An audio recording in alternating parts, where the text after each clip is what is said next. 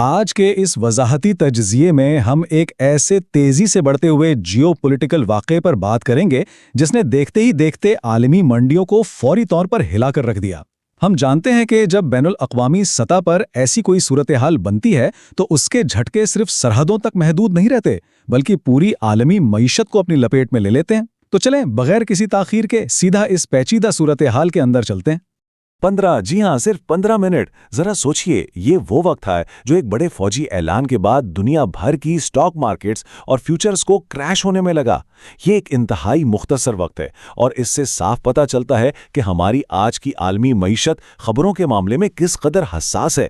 ایک طرف سے خبر بریک ہوئی اور دوسری طرف پوری دنیا کی منڈیوں میں گویا زلزلہ آ گیا۔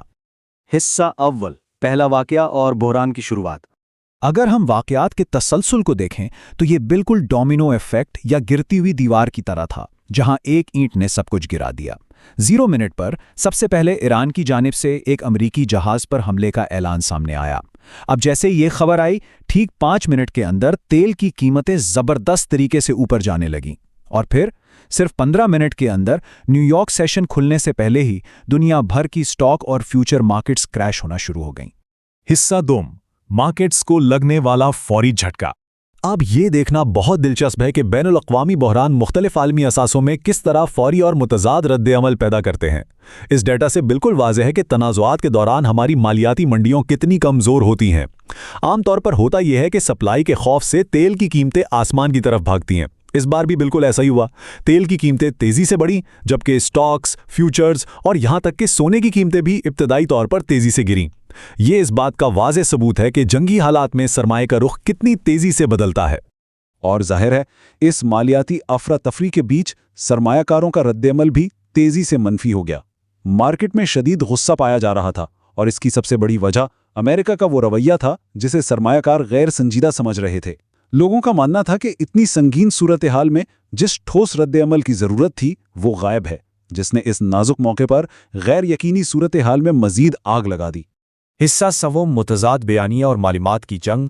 یہاں سے صورتحال مزید پیچیدہ ہو جاتی ہے۔ اب ذرا ان دعووں کا تضاد دیکھیں۔ ایک طرف امریکہ دعویٰ کر رہا ہے کہ اس نے ناکہ بندی والے آبنائے ہرمز سے اپنے 2 جہاز بالکل بحفاظت گزار لیے ہیں، لیکن دوسری طرف ایران اس دعوے کو یکسر مسترد کرتا ہے اور کہتا ہے کہ یہ سب مارکیٹ کو سنبھالنے کے لیے پھیلائی گئی جھوٹی خبر ہے۔ ایران کا دعویٰ ہے کہ امریکی بحریہ تو دراصل وہاں سے پیچھے ہٹ چکی ہے۔ یعنی حقیقت کیا ہے، اس پر دونوں کے بیانیے بالکل الگ ہیں۔ اور بات صرف ان 2 بیانات تک محدود نہیں ہے۔ حملوں کے حوالے سے امریکہ مسلسل انکار کر رہا ہے، لیکن یہ انکار عالمی میڈیا اور آزاد رپورٹس سے سیدھا ٹکرا رہا ہے۔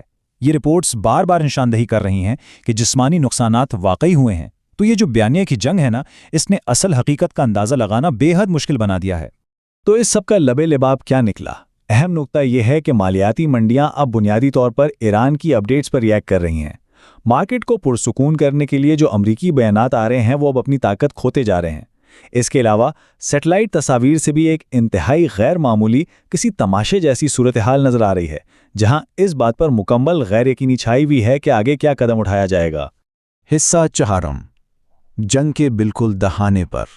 ایک طرف معلومات کی جنگ چل رہی ہے اور دوسری طرف خطے میں اصل فوجی خطرہ تیزی سے خطرناک موڑ لے رہا ہے۔ یہ اقدامات بالکل واضح ہیں۔ سب سے پہلے ایران نے پینٹاگان کو ناکہ بندی ختم کرنے کی سخت ڈیڈ لائن دے دی۔ اس کے بعد قریب آنے والے کسی بھی امریکی جہاز کو تباہ کرنے کا واضح حکم آ گیا، اور تیسرے نمبر پر بغیر کسی پیشگی وارننگ کے مزید حملوں کی دھمکی بھی دے دی گئی۔ یہ سب مل کر تصادم کے امکانات کو خطرناک حد تک بڑھا رہے ہیں۔